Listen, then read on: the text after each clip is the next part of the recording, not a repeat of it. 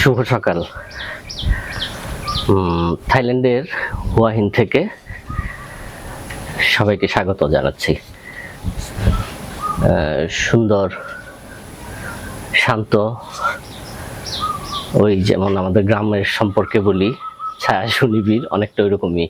চারিদিকে পাখির ডাক শুনতে পাচ্ছি, এই দিকটা পাহাড়, আর পেছনের দিকে গেলে আমরা পাবো সমুদ্র। সেরকম একটা জায়গায় আছি।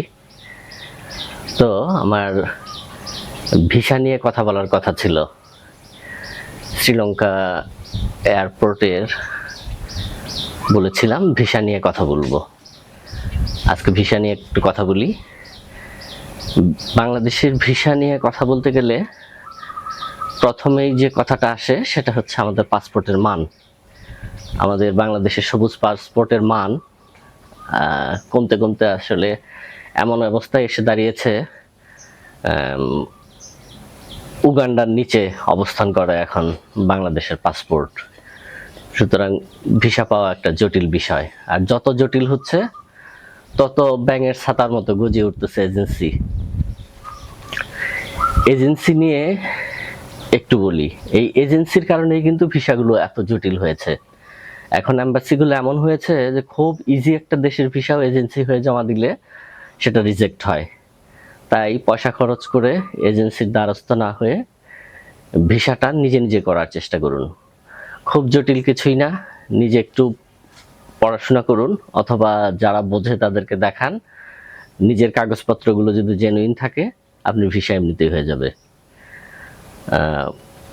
আমি দুইটা দেশের ভিসা নিয়ে কথা বলতে চেয়েছিলাম।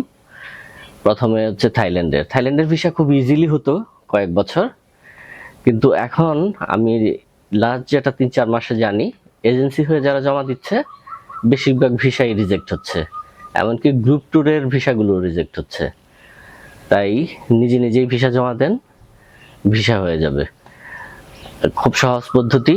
আপনি বাংলাদেশিদের জন্য যে গুগলে গিয়ে আপনি সার্চ দেন ই ভিসা থাইল্যান্ড, আমি দেখাবো কোন পোর্টালে যাবেন। গিয়ে খুব বেসিক ইনফরমেশন, প্রথমে আপনাকে একটা রেজিস্ট্রেশন করতে হবে। রেজিস্ট্রেশন করে আপনি লগ ইন করে তারপরে আপনি ফর্মটা ফিল আপ করতে যাবেন। আপনার বেসিক ইনফরমেশনগুলো দিবেন এবং খুব নির্ভুলভাবে দেওয়ার চেষ্টা করবেন। খুব তাড়াহুড়া কিছু নাই। পাসপোর্ট নিয়ে বসবেন, আপনার দরকারি কাগজগুলো নিয়ে বসবেন, তারপরে শুরু করবেন। আর ছবি, যে মাপের ছবি লাগে সেই ছবি সাথে রাখবেন, কারণ ছবিটাও ডাউনলোড দিতে হবে। ছবি এবং পাসপোর্ট ডাউনলোড দেওয়ার পরে আপনি ইনফরমেশনগুলো দেওয়া শুরু করবেন। তারপরে আপনার সব ইনফরমেশন দেওয়া হলে আপনি কন্টিনিউ করে আপনার একটা দামি এয়ার টিকিট করে নেবেন। সেই এয়ার টিকিটের সম্পর্কে দিবেন, কবে যেতে যাচ্ছেন, কবে ফিরতে যাচ্ছেন, সেই ইনফরমেশনগুলো দিতে হবে। আর দরকারি কাগজের মধ্যে আপনার যদি চাকরিজীবী হন তাহলে আপনাকে অফিসের এনওসি বা ডকুমেন্টসটা দিতে হবে, আপনার স্যালারি শিট দিতে হবে, আপনার ব্যাংক স্টেটমেন্ট দিতে হবে। এই ছোটখাটো কিছু কাগজ। আর আপনি ব্যবসায়ী হলে আপনার ট্রেড লাইসেন্সের কপি লাগবে। আপনার বেসিক ইনফরমেশনগুলো দেওয়া হয়ে গেলে আপনি পেপারস আগেই রেডি রাখবেন। পেপারসগুলোকে পিডিএফ করে সেগুলো একটা ফাইলে রেডি রাখবেন। সেগুলো পিডিএফে জমা দিবেন। জমা দেওয়া হয়ে গেলেই আপনাকে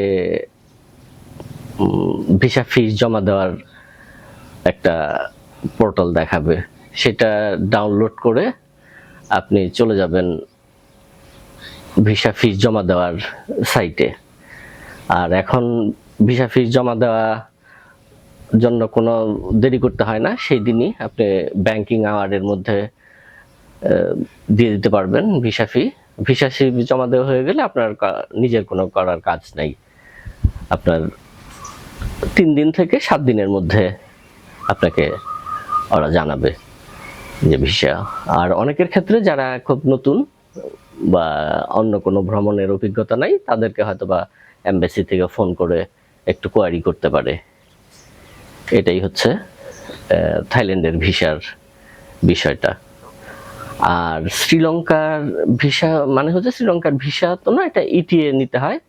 অনেক দেশেরই ফ্রি, কিন্তু বাংলাদেশিদের জন্য এখন $20 পে করতে হয় এবং $1 সার্ভিস চার্জ, $21 দিতে হয়। এমনকি ইটিএ এখান থেকে করা না থাকলেও এয়ারপোর্টে গিয়েও করা যায়, সেক্ষেত্রে $25 দিতে হয়। তবে বাংলাদেশিদের জন্য করে যাওয়াই ভালো, কারণ বাংলাদেশের এয়ারপোর্টে আপনাকে ঝামেলা করতে পারে। ইটিএ করার জন্য সেম প্রসেস, এবং থাইল্যান্ডের মতো অত ইনফরমেশন দিতে হয় না, অল্প কিছু ইনফরমেশন দিলে আপনাকে 2-3 মিনিটের মধ্যে রিপ্লাই পাঠাবে এবং ইটিএটা সাবমিট করবে আপনার মেইল অ্যাড্রেসে। খুবই সহজ পদ্ধতি। এর জন্য আপনি ওই এজেন্সির কাছে ছুটাছুটি করে আপনার ভিসা পদ্ধতিকে আরো জটিল করে তুলবেন না। নিজেরাই চেষ্টা করুন, নিজের ভিসা নিজেই করুন, কারণ এইটুকু করতে না পারলে আপনি স্বাচ্ছন্দ্যে বিদেশে ভ্রমণও করতে পারবেন না। ভিসা নিয়ে কথা বললাম, আর এরপরে হুয়াহিনে থাকবো কয়েকদিন। আমার ব্যক্তিগত কিছু কাজও আছে, তাছাড়া আপনাদের কিছু জায়গা ঘুরে দেখাবো। আর এবার থাইল্যান্ডের আমি খুব পরিচিত জায়গা, যেগুলো পরিচিত মানে হচ্ছে ট্যুরিস্ট অ্যাট্রাকশনে যেসব জায়গাগুলো দেখানো থাকে, সেই সব জায়গা বাদ দিয়ে আমি কিছু গ্রামীণ পরিবেশ, ওদের মানুষের জীবন, বা যে জায়গাগুলো আমার কাছে খুবই ভালো লেগেছে এর আগেও আসে, হয়তোবা সেগুলো নিয়ে ভিডিও করা হয় নাই বা আপনাদের বলা হয় নাই, সেরকম কিছু জায়গা নিয়ে কথা বলবো। তো ধন্যবাদ সবাইকে। আজকে মতো আবার দেখা হবে নেক্সট কোনো ভিডিওতে।